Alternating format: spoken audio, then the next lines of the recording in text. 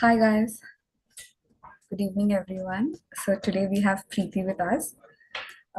Preety is an architect and a computational designer currently working at big architects. But that is not just about how I want to define her because she's more than what her role at work is. So she's also been through a lot of highs and lows in her journey to be where she is now. And today we are going to talk more about her journey and how she has navigated her challenges and the creative challenges and the career journey that we are going to talk about now. So with that, I welcome Preeti. Hi Preeti. Thank How are you. you? Thank you so much for having me. Yeah. So, Preeti, before we begin, I think I just want to ask a question. Like, that the title that we have also given, like, the journey of making it big in architecture. We will come to that. But before that, I want to maybe take a few steps back and start with, you know, who was Preeti when she was young, when she was maybe 16 or 18 years old? What were her thoughts? How did even the journey towards architecture has begun for you? At school, I was very good at academics and also very focused on education in school. And I was interested in a lot of subjects. I was intrigued by a lot of different approaches, fields, and by just a lot of things, and I still am. And that actually made it very difficult for me to make a decision on what I eventually want to do for the rest of my life. I mean, it was a very scary thought for me to make a final decision that this is what I want to do and this is what I want to pursue for the rest of my career. Because it's not just about the 5, 6 years of studies, but it's actually about your lifelong commitment to one subject and to one profession. So that was really a very scary thought because it's not like I always wanted to do architecture. It was actually a very much last minute decision, I would call it. For a very long time, this question about what do you actually want to be, what do you actually want to do, used to scare me a lot because, of course, it's about commitment and about pursuing something for the rest of your career. Yeah, I think all of us was definitely at that, crossroads where we are figuring out what to do. When we were also at an age we don't know any better. So for you, was there any guidance at that point, somebody who helped you out, or was it only you in your own journey, figuring things out eventually? How was it? Yeah, so of course, one reflects about the subjects or the things one is interested in, and then one also discusses it with the family and with maybe some career counseling. And then, of course, while discussing these things with my parents or with my family, there was this suggestion, yeah, why don't you try architecture because it actually deals with a lot of things, with a lot of different subjects. It deals with politics, science, economy, arts, and rules and regulations. So it's a very broad field. It covers a lot of subjects, and Mhm. maybe this could be something which is suitable for you because it actually covers a lot of your interests. Mhm. And then, of course, I did my own research like, what is architecture actually about? It's not just about developing geometry or volumes and being artistically inclined, but it's actually about the environment. It's about science. It's about politics, economy. It's about so many things at once. And Mm. that's why with lots of different people in Yeah. our profession. And I think that made me realize maybe this is something I could give a try. That's nice because I'm sure that, like, from the previous conversation that we had, you told me that you also had many interests. I'm sure you were into, I remember seeing a picture of you when you were dancing. So, and I think you also said that you were into, had maybe a little bit of interest of filmmaking. I know the There was a real brief interest, statement, yeah. yeah, Mm. the sentence that you said that actually resonated is actually architecture is definitely many things, but not one. That is so true because we as architectural students also explore a lot of intersections along with design. I think that also brings us to exploring a lot of avenues with the intersection of architecture and design. So that is very interesting. But when we move to the next segment of your life, let's say now that you are in an architecture school, how was the life there as a student? Because I remember, again, since you're born in Germany, I think the school is also in Germany. So how was the experience there? I mean, I, of course, planned to study in Germany itself because this is where I was born and brought up. So I did not have any issues with the language of the education, but the first 3, 4 semesters were quite overwhelming because once you come from school, you're kind of really in a protected environment. And then at university, you are not so much handheld anymore. You are a bit overwhelmed because you don't really know what they want you to do, what they are expecting from you. And of course, for me, I didn't have an architectural background. I mean, my parents or mentors, there's nobody who was guiding me. So I was very much overwhelmed. And I also didn't know at first like most of the architectural terminology and what is this task about? What do they want us to do? What am I doing? Like, I think maybe most of the students in this field or even in other fields, they are overwhelmed. They don't know if they are making the right choices when they're solving a task, if this is the right Mhm. thing to do. They're insecure. They're confused, they're maybe also frustrated, and yeah, it's a difficult start, and I think it's difficult for most people, and that's why many students actually quit in the first few semesters because they realize maybe this is not the right thing. And the education is also designed in a way that they make you think Mhm. it's really the right thing for you. If not, then maybe choose something else. So it is also a bit hard in a way that it makes you make this decision that Yeah. if it's not the right thing, then maybe you should do something else. Okay. So then for you, when did you figure out that you want to, proceed with the decision that you have made, pursuing architecture? Anything that intrigued you, like what was something that clicked you that, oh, this is interesting and this is something maybe I should explore more? Was there Mm. any part in your schooling? So I was interested in all the other subjects, which not necessarily only deal with the development of a design concept. So, for example, building physics or structural design. So these things they kind of intrigued me, and what intrigued me was merging my creative idea with all these more engineering subjects and developing an idea which is consistent and coherent Mm-hmm. and which tackles all these different fields within our broader field. So that's when I realized that this is actually about merging different streams, different ideas, and then synthesizing a design, a physical design, also a narrative about your design, and then kind of packaging it and communicating it to to the professors and let's say to the Mm-hmm. audience, and making it convincing and developing actually a physical built object, Mm-hmm. which is a synthesis of all these different streams. I think when I realized this, it became a lot more intriguing to me. Okay. And I kind of felt that this is actually something worth pursuing Okay. for me. And as a person, I'm not somebody who leaves things in between. So I would Okay. have ended it anyways, even if it wasn't the right thing. So at least I have something in hand. Yeah, that's very inspiring. Like finishing up things even if it feels like you're lost and you're not sure of, just so that you do the hard work. So now again, a follow-up question here. Like, although I remember that you also spoke about a lot of student exchange programs that you were a part of. So anything about that you want to talk about?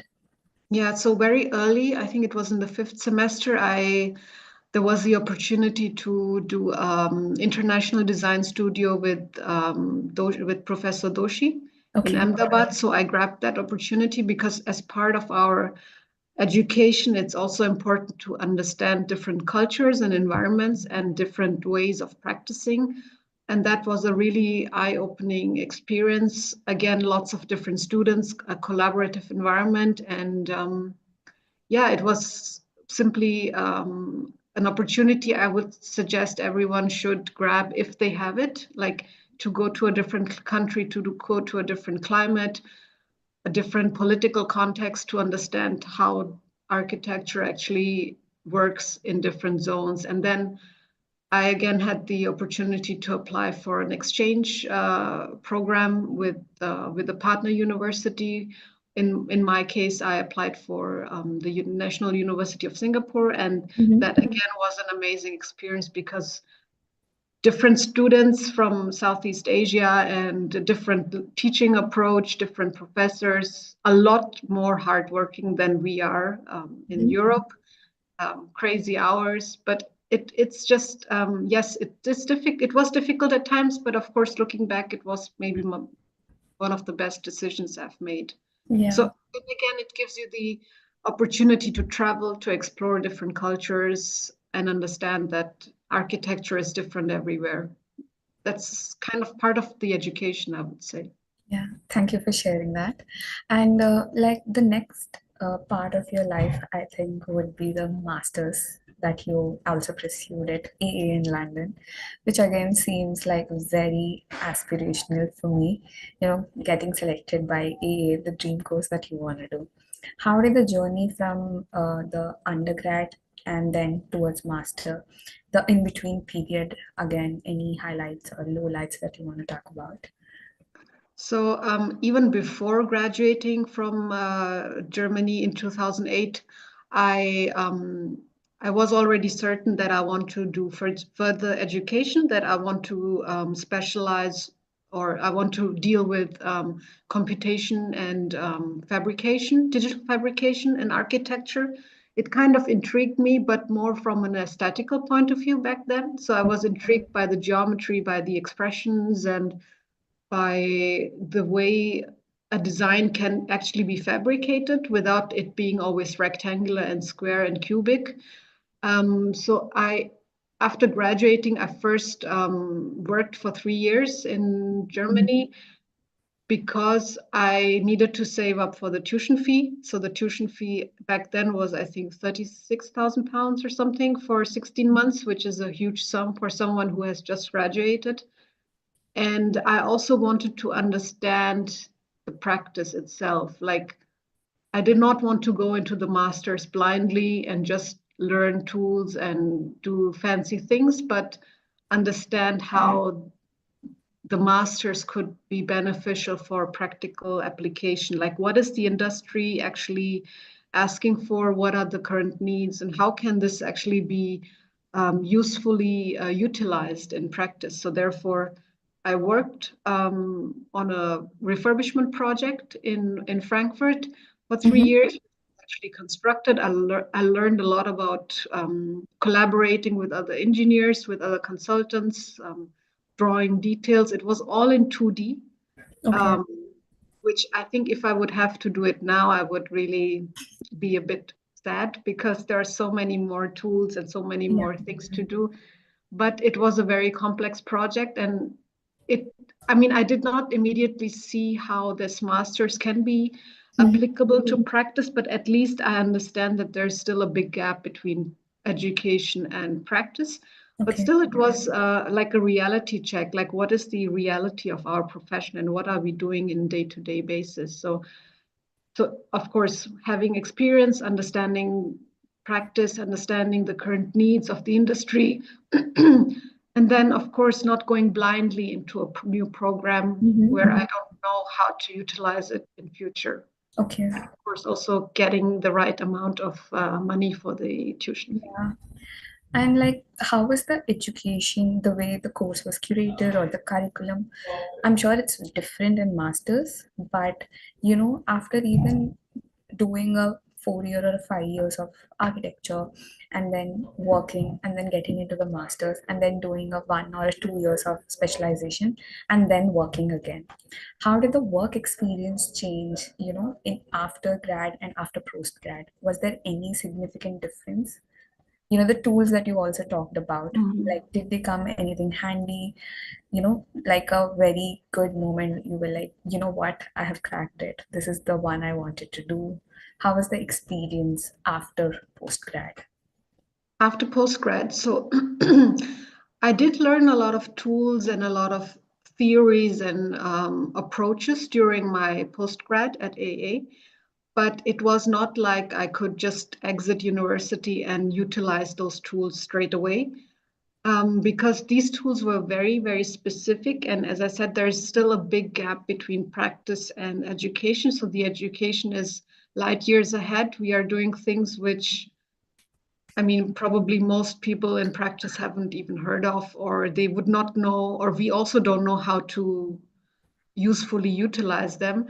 So it was not like a one-to-one application. Like I learned something, which is a tool working with different inputs, environmental inputs or digital inputs, and I'm able to utilize it on a project where I'm maybe designing a toilet. So it's not Mm-hmm. something I can one-to-one apply, but the way it changed me is definitely the attitude that one needs to keep learning and to keep exploring and figuring out how current tools or current approaches can be applicable in practice. I think it's an attitude which you gain and a certain degree of openness that you are not risk averse anymore, that you are not scared of new developments in your profession, that you're open to those developments.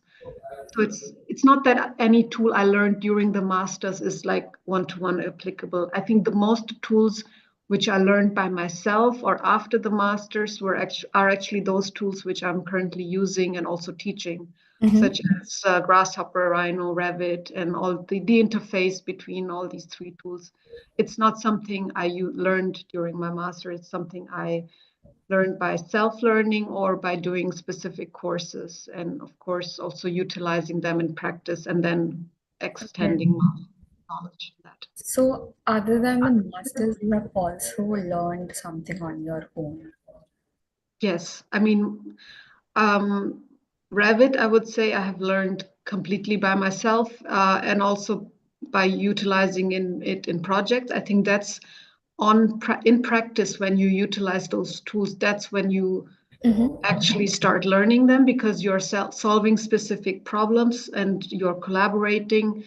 Because if you're just learning it by yourself, you're not actually solving real issues. You're just following a tutorial maybe.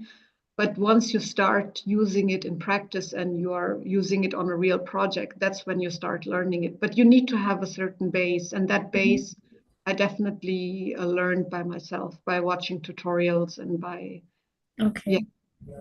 And just understanding the concepts behind it. yeah.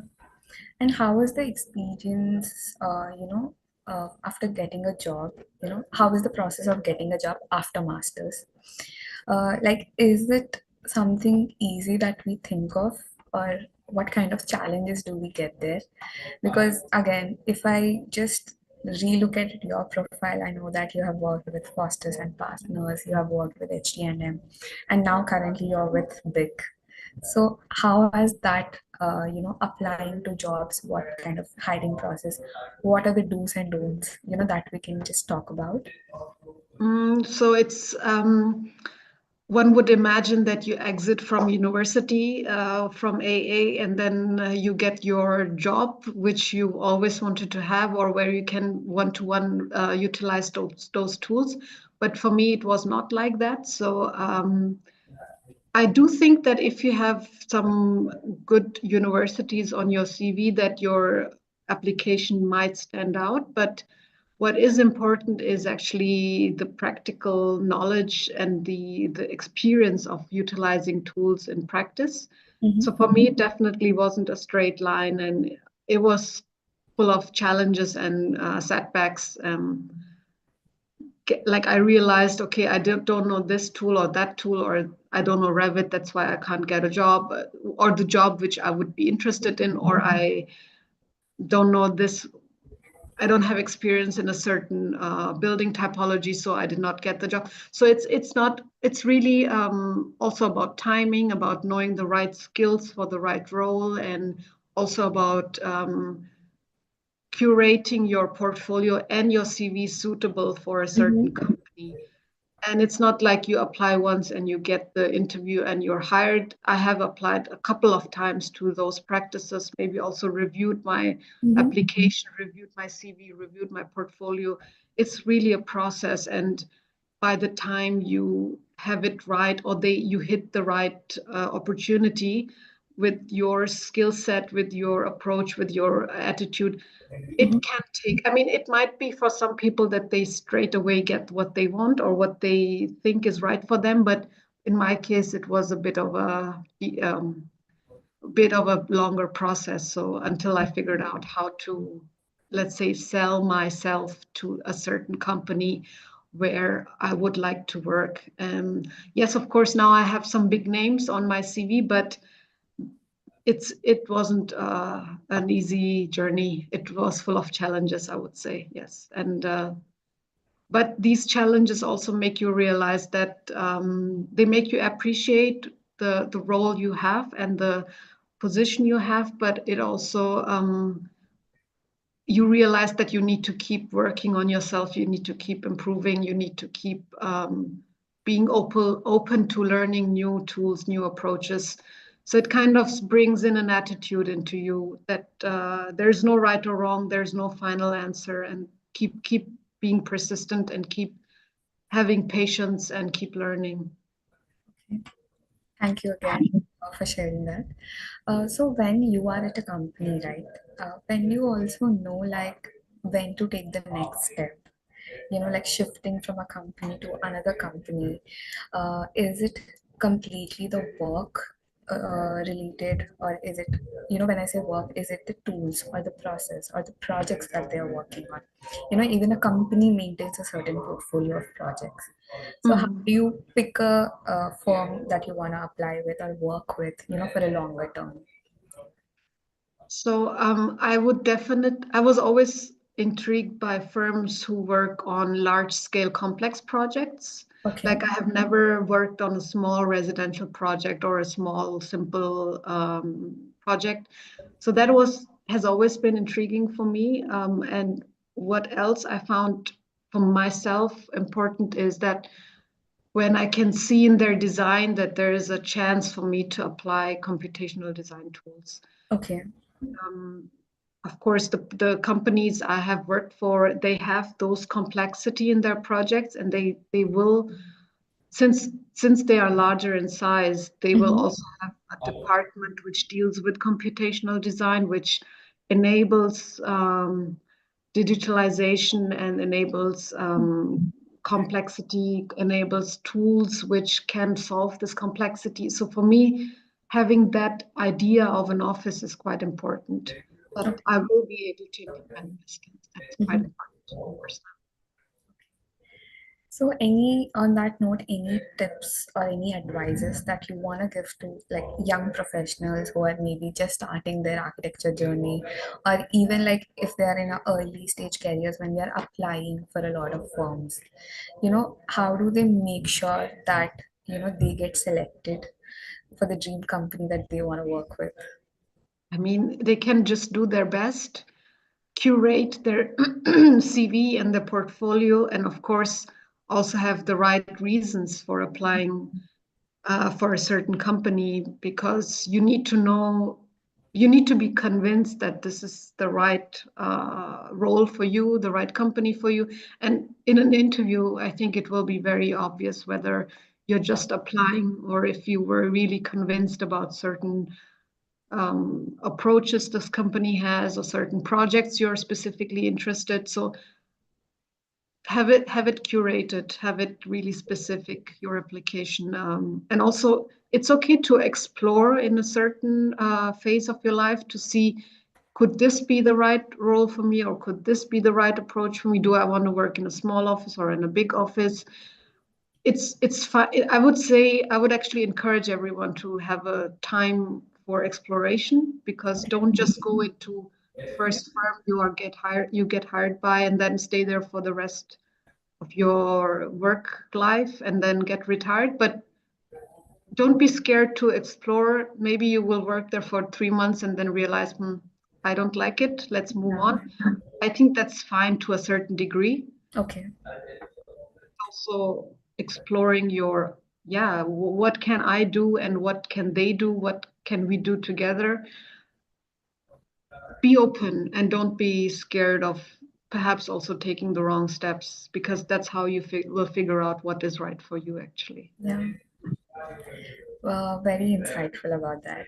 And just going back to the previous topic that we were talking about, the masters and the tools.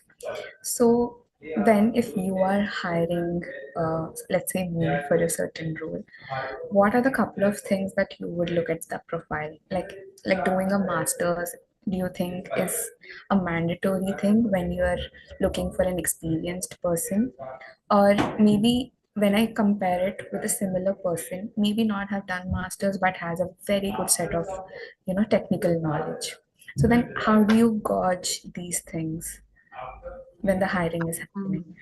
I personally don't think having a master's will be a lot more beneficial for your application than someone who has just done the normal studies. Mm-hmm. Um, Of course, knowing the right tools is important, because right now, if you look at most job openings, they require you to have Revit experience. They require you to know Rhino and all kinds of layout software, Photoshop, and so on and so forth. And that's not necessarily something you learn in your master's. It's something you need to know beforehand, or you need to learn it through your profession. But just having the masters doesn't mean that you will get hired a Mm-hmm. lot more easier. Maybe your CV stands out Yeah. because the name of a university on your CV, which is prominent and which is well known and appreciated.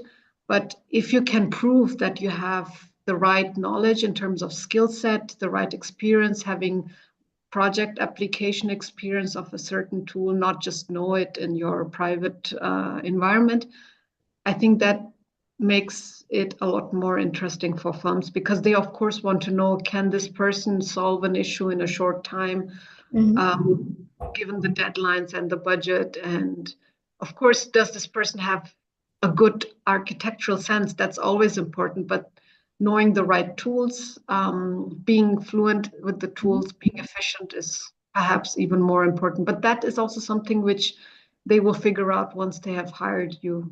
Yeah. But having those on your CV at least, and demonstrating with the projects you have done during your experience that you can apply those tools in real projects is actually a lot more important. Okay. And coming to today, as of now, let's say, what is your current role and how does your day-to-day life at work might look like, as a computational designer and an architect?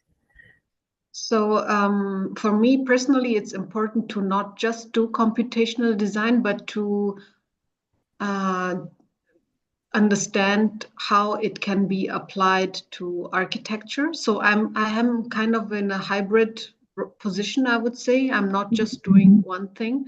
Okay. Um, I'm currently in Zurich at BIG, and I'm actually doing a lot of computational design workflows for our project. But at the same time, I'm also doing very generic architectural tasks, I would say, or typical architectural tasks. And I'm always looking for opportunities. If I'm working on a certain task, how could I utilize a computational design approach to this typical task? I think that's why it's important to me to be fluent in both aspects of this profession, so that I can always merge and mix and match and figure out the right approach to a certain task I'm doing. Yeah, that's great. But I'm also, of course, what is important to me as well is uh, dealing with the different consultants as well, to understand. I'm not just blinded by my own field Mm-hmm. and profession, but also to understand, again, the broad aspect of our profession, dealing with structural engineers, dealing with MEP engineers, and so on and so forth. So we don't just work in our own mini environment and don't deal Mm-hmm. with the outer environment with other engineers who are also equally involved in a project. Thank you for sharing that.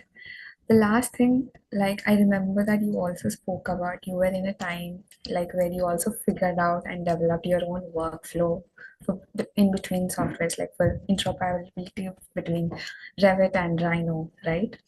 So if somebody as of today, like even let's say as an example, if I know that there are hundreds of tools that are currently available in the industry, right? AEC is developing so much as a technology, as in terms of tools and softwares. So how do I know which is the right tool, to pick up? Because there are also alternatives available for that. So how do I learn a new software, given that I also have maybe a vague knowledge of what to do with or what to go with as I head?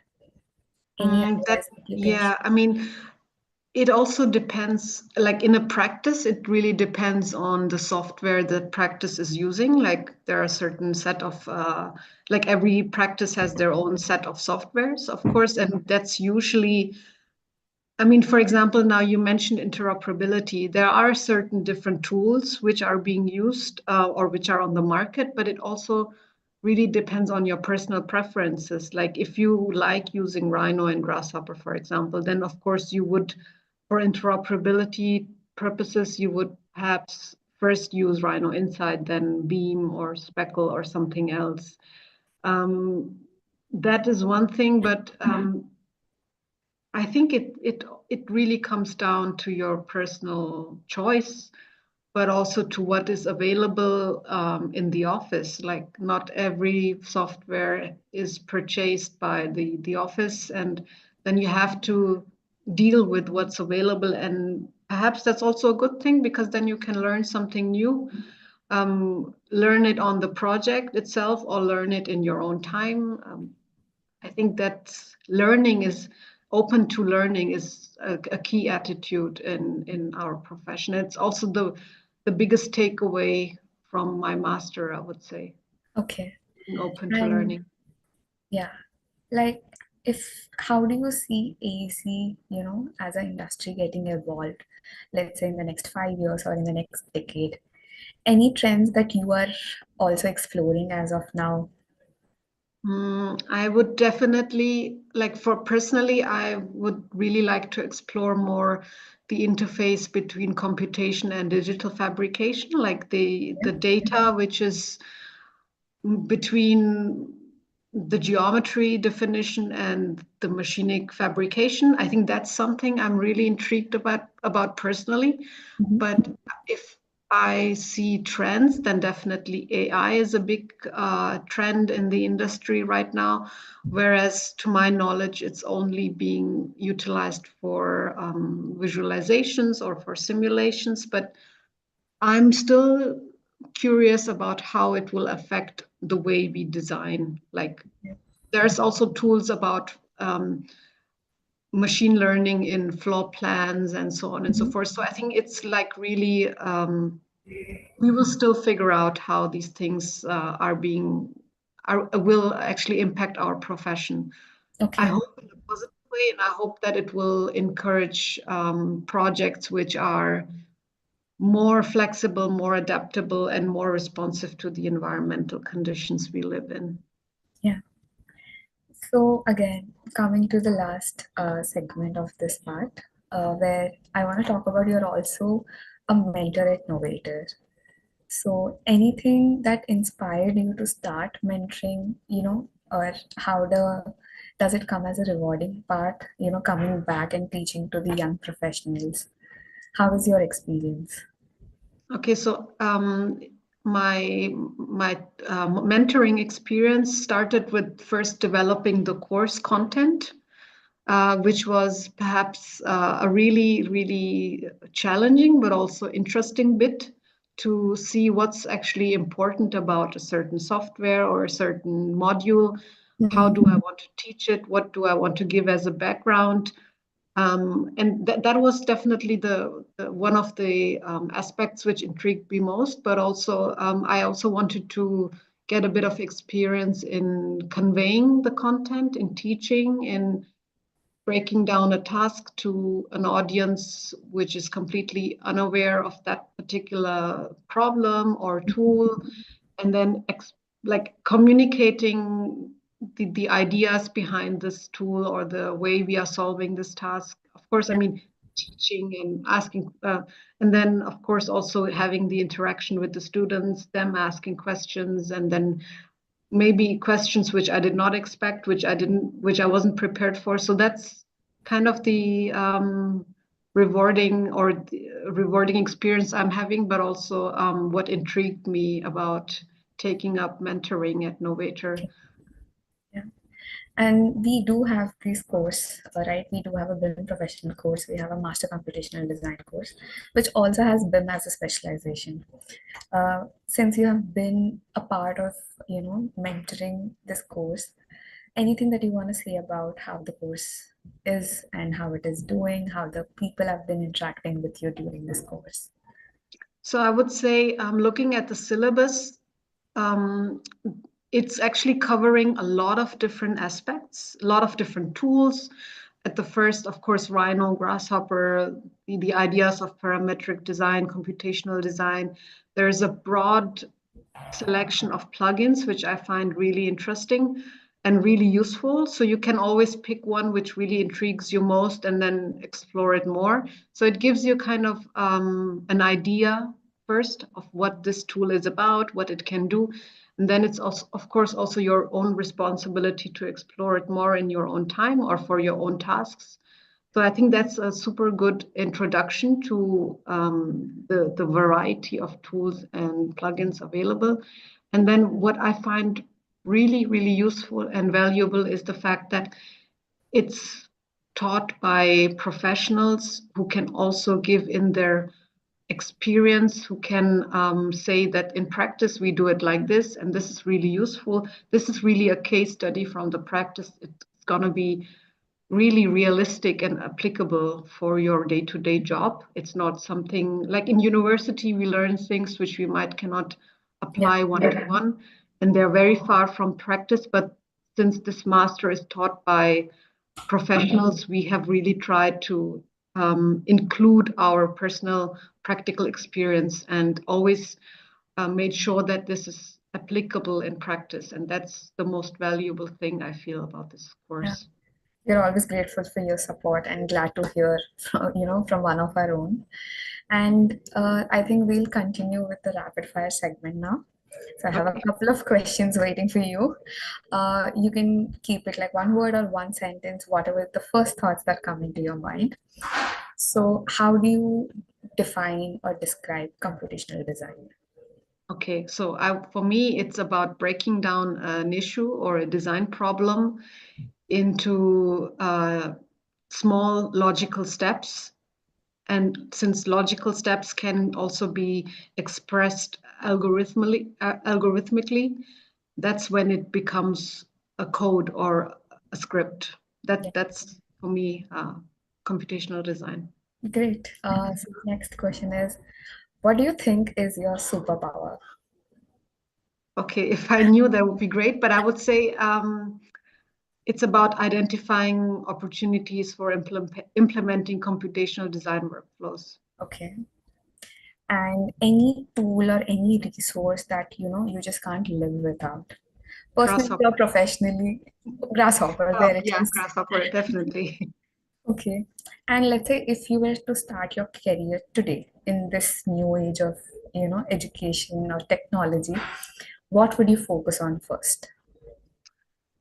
I mean, a good architect is not someone who just knows the tools and doesn't know anything about the built environment. But I think personally, if I already had an idea what this education and this career is about, I would probably first start learning the tools so I can express my ideas and I can work efficiently and I can be on top of things and not just like many people in the beginning, they struggle with the tools. They don't know how to package their design idea into a certain Okay. expression. So learning tools, I think, is important, but also at the same time understanding the theory and the background of the profession. Yeah. I think that would be my personal takeaway from this interview as well. And the next question, like when I say build a better tomorrow, what word or what picture does, come into your mind? Hopefully, an environment which is aware of its broad aspects. The built environment, that it's not just about a physical object, but it's about the environment itself, like sustainability in that sense, adaptability, flexibility, and responsiveness. I think Yeah, something which isn't static in all its aspects. So something which is changeable, adaptable. Yeah. yeah, Also yeah. considering environmental conditions. Okay. And the last question, like, how do you advise, the young professional to stay passionate, to stay positive in a creative field like ours, which is, always driven by deadlines and budgets? Any suggestion? Um, I think it's a lot about your personal attitude, like stay focused. Also, it's okay to be lost at sometimes.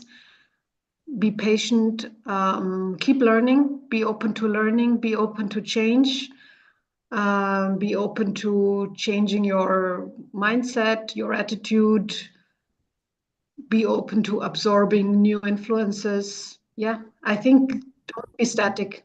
Just keep keep changing Thank and embrace the change.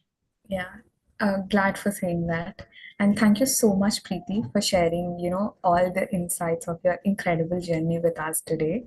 And I'm sure there are more people who are now resonated or interested to more about you and might be reaching out to you or us, So we would be happy to help them.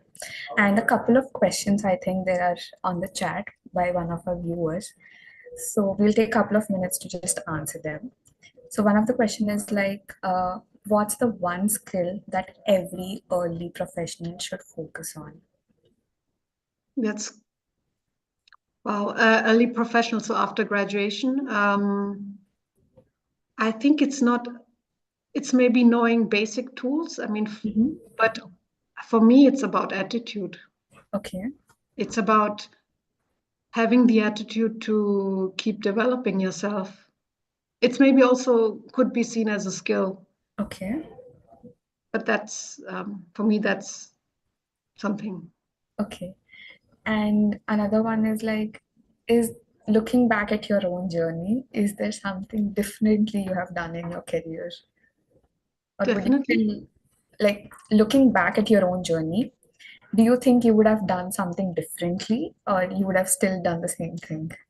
If I would still choose architecture, even going back in time, I don't think I would do anything differently because I have grabbed every opportunity to go abroad, to study abroad, or to learn what I can learn. And I have explored, I have stayed patient and persistent. So perhaps no, I think there's nothing I regret or I would have done differently looking back.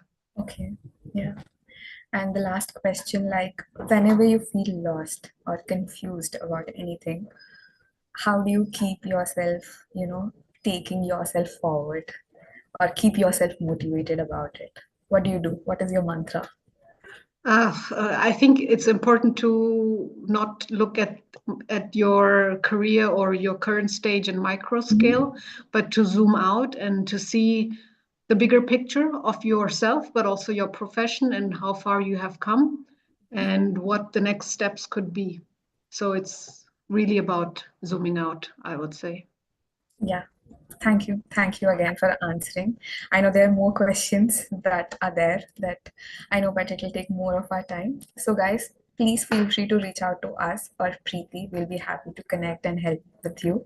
And before we sign off, please don't forget to drop your key takeaways in the comments. Share this session with your friends or your colleagues or anybody who thinks would resonate with the story and might get motivated to do more and do better in their future as well. So until next time, let's keep building. See you soon. Thank you so much, Preeti, for joining us today. Thank you so much for having me. Thanks, Anusha. Have a good day. See you.